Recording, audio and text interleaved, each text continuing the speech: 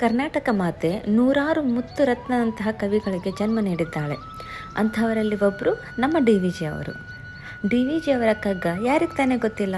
ಇದು ಕನ್ನಡದ ಭಗವದ್ಗೀತೆಯಿಂದೇ ಪ್ರಸಿದ್ಧವಾಗಿದೆ. ಅಂತಹ ಒಂದು ಕಗ್ಗದ ತಾತ್ಪರ್ಯವನ್ನು ಇಂದು ನಾವು ತಿಳಿದುಕೊಳ್ಳೋಣ ಬನ್ನಿ ಸ್ನೇಹಿತರೆ. ಕಣ್ಣು ಬೆಳಕು.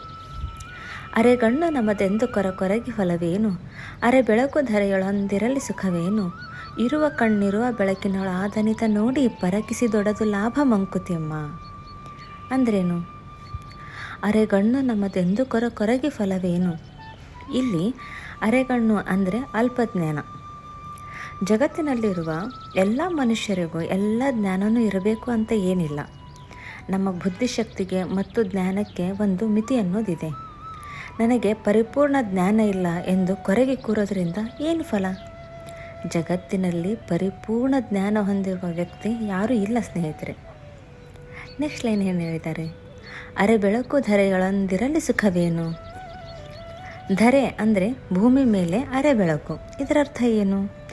ಈ ಪ್ರಕೃತಿ ಅಥವಾ ಈ ಜಗತ್ತು ಎಲ್ಲ ಸತ್ಯಗಳನ್ನು ಪೂರ್ತಿಯಾಗಿ ಬಿಟ್ಟುಕೊಟ್ಟಿಲ್ಲ ಸ್ನೇಹಿತರೆ.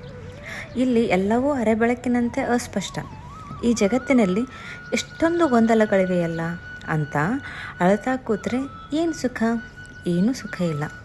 ನೋಡಿದ್ರಲ್ಲ ಎಷ್ಟು ಚೆನ್ನಾಗಿ ನಮ್ಮ ಡಿ ವಿ ಜಿ ಅವರು ಹೋಲಿಸಿ ಹೇಳಿದ್ದಾರೆ ಅಂತ.